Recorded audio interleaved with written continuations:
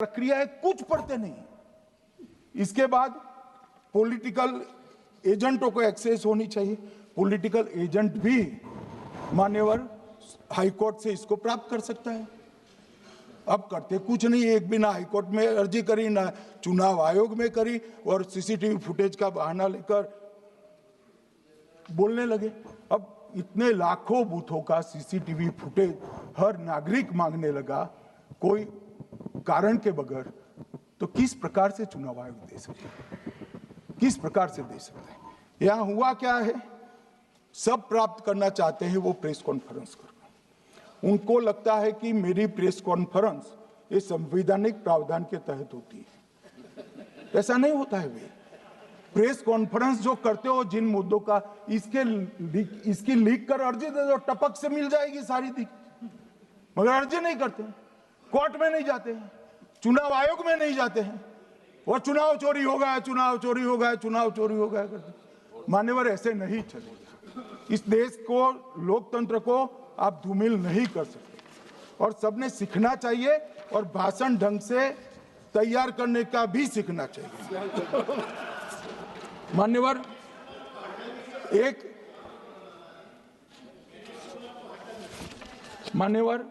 एक उन्होंने कहा सीसी को 2003 में कानून बनाकर इम्यूनिटी दी है। मान्यवर, representation of the people act 1950 में ही ईसीआई के अधिकारियों को जो इम्यूनिटी प्राप्त है उससे जरा भी बढ़ोतरी नहीं करी। हमने सिर्फ रिप्रेजेंटेशन ऑफ 1951 के एक्ट को पुनरावृत्ति की है। मान्यवर, आरपीए एक्ट की धारा 32 और आरपीए एक्ट 51 के सुधार की धारा 146C कहती है कि चुनाव आयोग के कोई भी अधिकारी, जिसमें इलेक्शन कमिश्नर आ जाते हैं, इस पर कोई मुकदमा चुनाव प्रक्रिया के लिए नहीं चल सकता। ये प्रावधान है मान्यवर, और वो प्रावधान को 23 के कानून में इसको भी हमने संरेखित किया है। मान्यवर, इतने सारे वकीलों को राज्यसभा दे रखी है, भगवान जाने क्या करते हैं सर, अपने नेता को ब्रीफ भी नहीं करते। मान्यवर, ये वाक्य आप निकाल सकते हैं, ये वाक्य निकाल सकते हैं। मान्यवर, अच्छा सुझाव दिया आपको।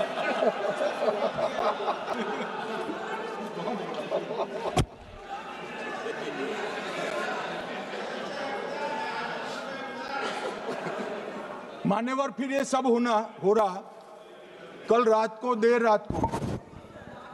देर रात को मान्यवर मैं मेरा भाषण तैयार कर रहा, तो मैंने अपने आप को पूछा कि ये सब इतना स्पष्ट है तो ये मुद्दा क्यों उठा रहे। मेरी समझ में अगर इतना पढ़कर आता है तो उन्होंने भी तो पढ़ा होगा। ये मुद्दा क्यों उठा रहे? मूल मुद्दा है अवैध घुसपैठियों को मतदाता सूची में रखने। इन लोगों ने मान्यवर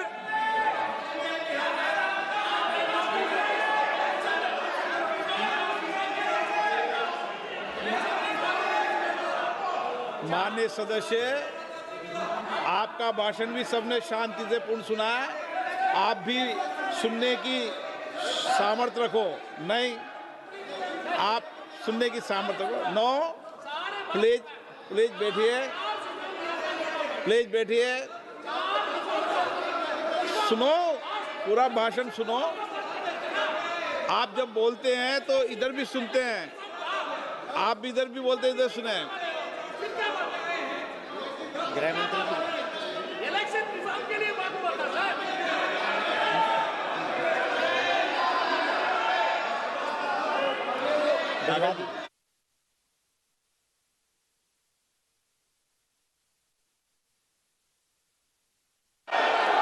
माननीय सदस्य, आप जब बोलते हैं तो इधर भी सुनते हैं, पूरे सुनने की क्षमता रखो। सर, ये लोग डर गए हैं, जवाब नहीं सुन सकते हैं। इतना दिनों से देश के सामने में झूठ फैला करके इन्होंने गुमराह करके चर्चा मंगा। आज गृह मंत्री जी एक बात जवाब दे रहे हैं, ये भाग गए, डर गए, सुन भी नहीं सकते ये। अगर ये सुन नहीं सकते हैं, इतना दिनों से संसद का समय बर्बाद क्यों किया? अगर सच्चाई नहीं सुन सकते तो इतना दिनों तक सड़कों पर संसद का समय लोगों को भ्रम फैला करके क्यों समय बर्बाद किया? ये दिखा रहे, हमको मालूम था ये भागने वाले हैं। सच्चाई को सुनना चाहिए, सच्चाई को सुनना चाहिए। और जब सच्चाई सामने में आया तो डर गए, सुनने का कैपेसिटी तक नहीं है और इतना गुमराह किया। पिछले सेशन का पार्लियामेंट सेशन इन्होंने तबाही किया, मॉनसून सेशन को भी इन्होंने बर्बाद किया इसी मुद्दे पर, और ये हमारे शीतकालीन समय को भी इन्होंने 2 दिन बर्बाद किया। आज बारीकी से जब बता रहे थे ये लोग भाग गए, ये तो ठीक नहीं है।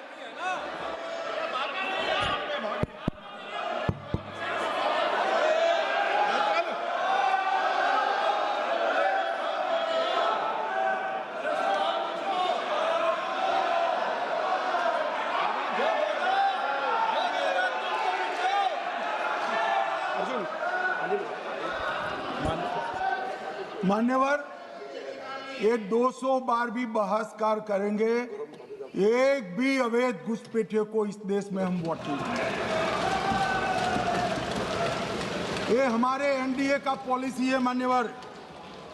डिटेक्ट मतलब ढूंढो, डिलीट करो, मतदाता सूची में नाम काटो और उनको डिपोर्ट करो। हम संवैधानिक प्रक्रिया कर डिटेक्ट, डिलीट और डिपोर्ट ये पूरा करेंगे।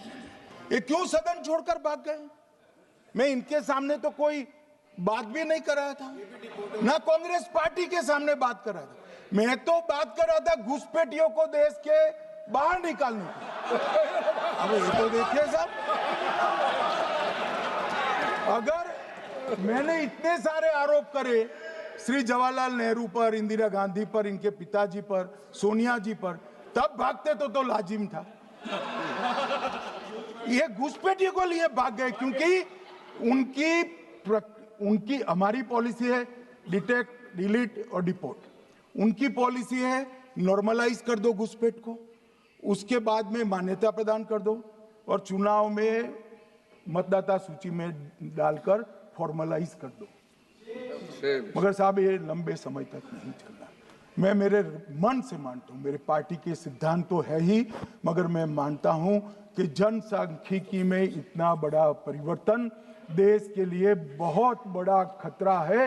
यह देश एक बार जनसांख्यिकी के आधार पर बढ़ चुका है और हम नहीं चाहते कि आने वाली पीढ़ी ये देश के भी बंटवारे दिखे। इसलिए ये बहुत जरूरी है कि इस देश से घुसपैठ को रोकना पड़ेगा।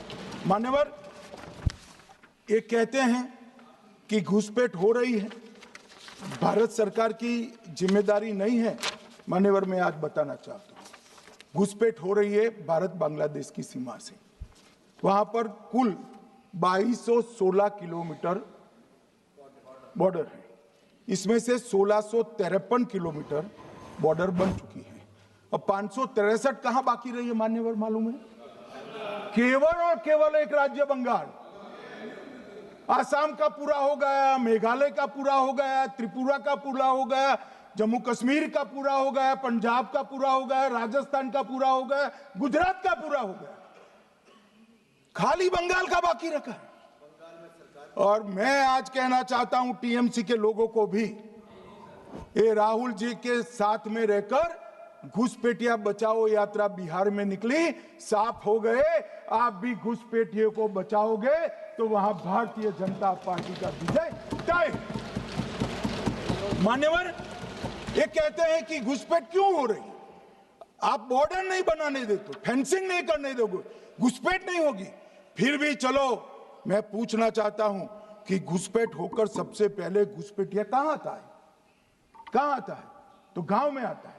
पटवारी को मालूम नहीं पड़ता, गांव के थाने वाले को मालूम नहीं पड़ता। इसकी मतदाता सूची में नाम डालने के लिए आधार कार्ड कहां बनता है? वहीं बनता है। उसका राशन कार्ड कहां बनता है? बंगाल में बनता है, और मतदाता सूची में कौन सी मतदाता सूची में ऐड होता है तो बंगाल में होते। आपकी कोई जिम्मेदारी नहीं है।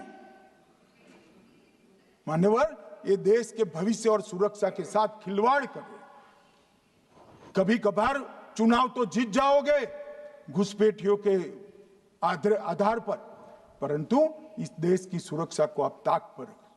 मैं आज कहना चाहता हूं मान्यवर, बिहार की जनता ने एक बहुत महान फैसला किया है घुसपैठिया बचाओ यात्रा के खिलाफ जनादेश, और बंगाल भी ये करने जा रहा है मान्यवर।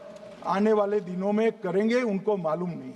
मान्यवर, मैं कल राहुल गांधी जी ने एक विषय कहा था कि सारी संवैधानिक संस्थाएं आपने करप्ट कर दी। मैंने पूरा बताया कि चुनाव आयोग की नियुक्ति के पहले क्या नियम थे। उन्होंने ये कहा कि महत्वपूर्ण पद पर आरएसएस की विचारधारा के लोग रख लिए जाते हैं, तो इसमें क्या आपत्ति है भाई?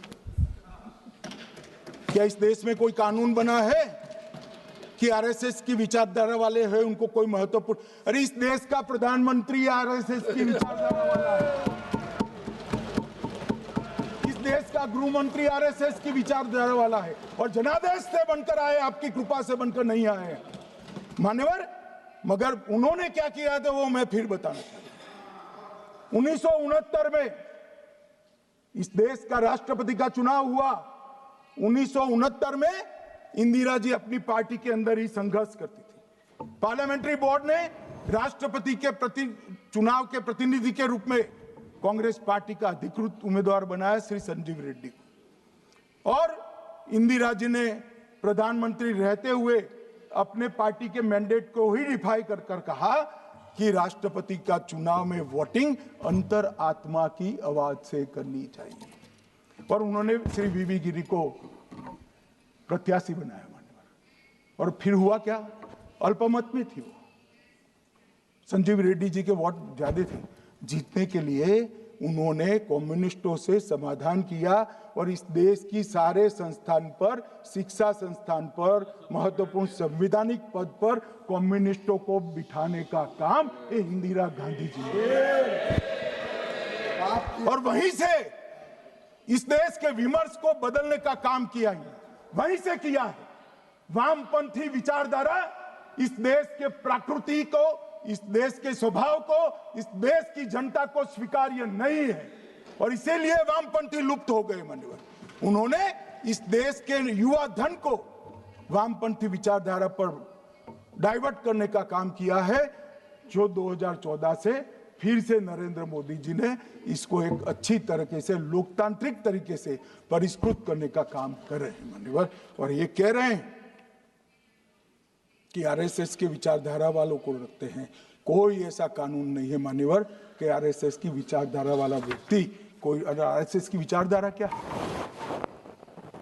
देश के लिए मरना ही आरएसएस की विचारधारा। देश को समृद्धि के परम शिखर पर ले जाना ही आरएसएस की विचारधारा है। देश की संस्कृति का झंडा बुलंद करना ही आरएसएस की विचारधारा। ये क्या समझाते हैं? हम ऐसे मान लेंगे? हम नहीं डरते साहब किसी से, हम नहीं डरते। मैं मेरी ही बात करता हूं। मैं तो 10 साल का था और नारे लगाता था, आसाम की गलियां सुनी है, इंदिरा गांधी खूनी है। हम तो वहां से लड़ते लड़ते आए हैं, हम नहीं डरते मान्यवर। और मान्यवर, इन्होंने कहा कि वोट चोरी से जीतते हैं। वोट चोरी से नहीं जीते हैं। आपने सर्जिकल स्ट्राइक का विरोध किया, इसलिए हम जीते। आपने एयर स्ट्राइक का विरोध किया, इसलिए जीते हैं। आपने 370 हटाने का विरोध किया, इसलिए जीते हैं। आपने राम मंदिर बनाने का विरोध किया, इसलिए जीते हैं। आपने घुसपैठियों को हटाने का विरोध किया, इसलिए जीते हैं। आपने सीएए का विरोध किया, इसलिए हम जीते हैं। आपने ट्रिपल तलाक हटाने का विरोध किया, इसलिए जीते हैं। और आप 1 नेशन 1 इलेक्शन का विरोध कर रहे हो, इसलिए हम फिर से जीते हैं। माननीय 60 करोड़ गरीबों के घर में इस देश के प्रधानमंत्री जी ने घर पहुंचाया, गैस पहुंचाया, पानी पहुंचाया, शौचालय पहुंचाया, 5 किलो अनाज मुफ्त पहुंचाया, और 5 लाख तक की दवाइयां मुफ्त कर दी है। क्या समझते हैं कि वोट चोरी कर जीते हैं? इस देश के इंफ्रास्ट्रक्चर को 40 साल देख लीजिए और हमारे 11 साल देख लीजिए, इंफ्रास्ट्रक्चर को 3 गुना बढ़ाने का काम हमारे प्रधानमंत्री नरेंद्र मोदी, और इसलिए जनता हमें जिताती है। और मैं तो अभी भी कहना चाहता हूं, चले गए हैं मान्यवर, मैं अभी भी कहना चाहता हूं, यार कांग्रेस पार्टी तुझे टिकट तो देती नहीं है। मान्यवर मैं अभी भी कहना चाहता हूं, एसआईआर का विरोध करोगे तो बिहार की जगह बंगाल और तमिलनाडु में भी साफ। मान्यवर, इस 140 करोड़ की जनता का जनादेश ईश्वर का आदेश होता है। हमारे यहाँ तो कहते हैं ना कि जनता ही जनार्दन होती है, तो जनता का फैसला श्री कृष्ण का फैसला होता है, जनार्दन का फैसला। और वो जनता के फैसले को ये लोग वोट चोरी इस तरह की भाषा का प्रयोग करते हैं। जनता देख रही है, जनता आंख मूंद कर नहीं बैठी। मान्यवर, मैं तो धन्यवाद करना चाहूंगा हमारे पार्लियामेंट्री अफेयर्स मिनिस्टर का कि इन्होंने तो एक अलग रास्ता कर एसआईआर पर चर्चा कर ली, वरना इनका झूठ एक तरफा जनता में जा रहा था। आज आपने भी मुझे इतना विपुल मात्रा में समय दिया, जरूरत पड़ी वहाँ प्रोटेक्शन भी दिया, मुझे संरक्षण दिया, इसलिए मैं आपका भी धन्यवाद करना चाहता हूँ। और अंत में फिर से एक बार श्री राहुल गांधी के भाषण लिखने वालों को कहना चाहता हूँ कि तथ्य ढंग से ढूंढ कर रखे, इनकी यहाँ पर तकलीफ होती है। सभा की कार्रवाई कल गुरुवार दिनांक 11 दिसंबर 2025 को प्राप्त 11 बजे तक के लिए स्थगित की जाती है।